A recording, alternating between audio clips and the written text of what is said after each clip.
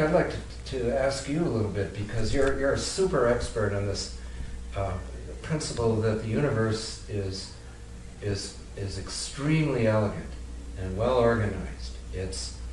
And there's got to be a reason why both the bankers have gotten into control of things, but also how we might be able to slip out of that paradigm and get into a whole new paradigm that's much more exciting and cooperative with nature rather than going against them. You know, one of the things that in this paradigm that I share, and I've been sharing for now close to 40 years, it starts off with the fact that the universe is friendly. You know, they asked Einstein what was the fundamental question that the humans could ask about the nature of the universe, and he says, is the universe friendly? And if it is friendly, then it's always friendly, even when it seems not to be. You know, and now, these days, for many people, as you pointed out, it certainly seems to be a very unfriendly universe on many levels. Now, all of us have heard sometimes, or at least many of us, that money itself is not the problem, that it's never the real problem, that it's a problem and it's never the real problem. And I believe this. For example, if you want to have a project, whatever that project is, by the time you actually have to use money, there are so many other things that you could have done that in that process you never know what might have manifested, including money or including people to support you. Life is my experience of it. I don't want to pretend that I know all the secrets of life, because I think life's greatest secret is that it's a mystery, you know. But life is a process, it's not a result. And if you know where you'd like to get, once you know that, then it's about committing to the process. If you want apples, then you plant an apple tree, and you say, well, when do you have the apple tree? Well, the instant you plant it. And the point is that, no, you don't have apples, but if you keep insisting you don't have apples, you're going to not pay attention to the tree, and you never will have apples, and then, of course, you're a victim because you don't have apples. Now, once we know where we'd like to get, then life always gives you the first few steps. I think it was Martin Luther King said that you don't have to see the entire staircase. If you can see a couple of steps, then each step will take you to the next one. And I'm not only a believer in this, it's my personal experience that this is so. One of the real difficulties, I believe, is that we have forgotten how to dream. We have forgotten how to use the imagination. We have forgotten how to make a commitment with our lives for something because we care about it. And when we do, yes, there's a conspiracy. There's no question about it. Once we make a commitment to itself, to something, life itself conspires to support us.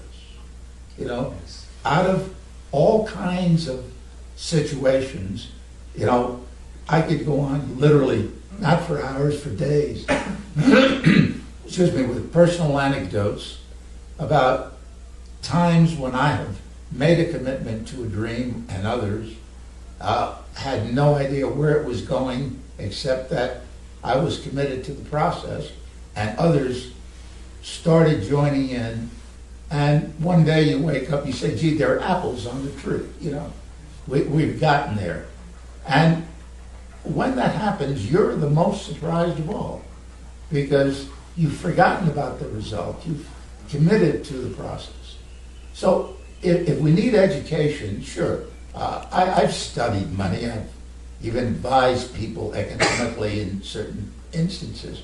And I mentor for people, including as one that you met, a world-class economist, an Oxford man. But, it's not about that kind of economics that's the main thing. That's important, and it's a part of it. But it's about the other, it's not about egonomics, so to speak. It's about the kind of, I think of it as eco, as in ecology, know, as in to know me, eco, know me. The more we get to know ourselves and our ability to create and to imagine and to make a commitment with love and dedication to a result and to share that. This is a planet of water. It's a planet of emotion. And my experience is that we're here for three things: to listen, and I say listen with our hearts. And if you look at the symbol for the heart, it's basically two ears made one.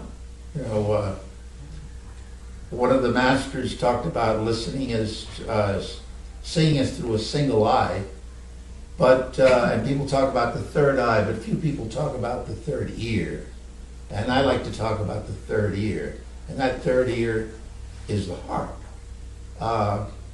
So we're here to listen, and we're here to feel.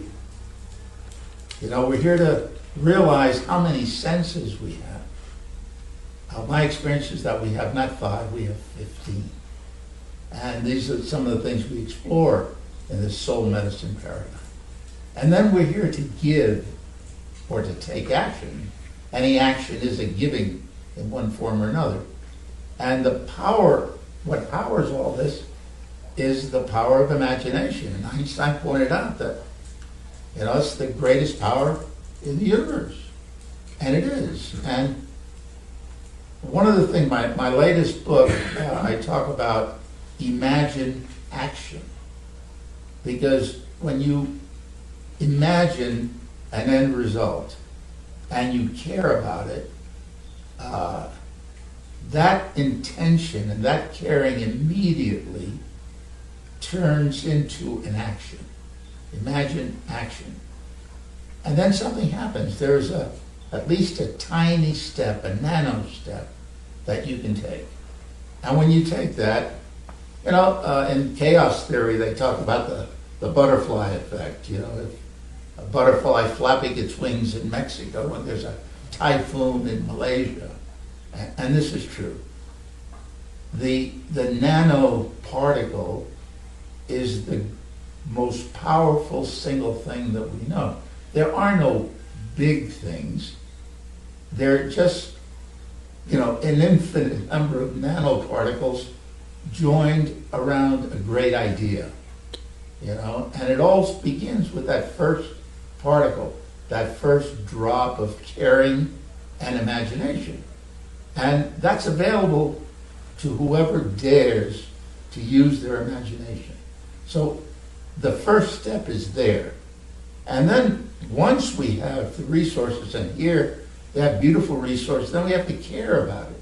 And of course we have to understand money and sharing and a number of things.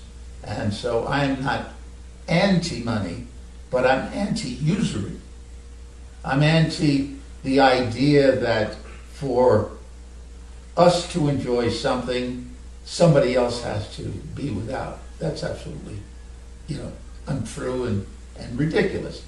This universe is unimaginably well organized.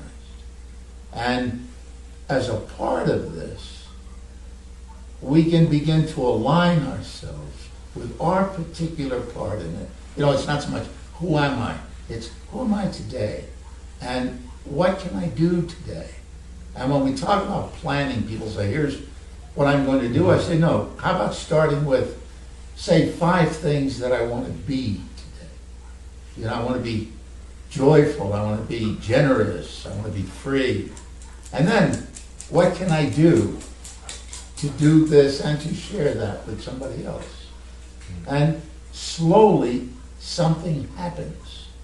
And you realize that You know, the world that you're experiencing is completely different. But you just have to start, you know.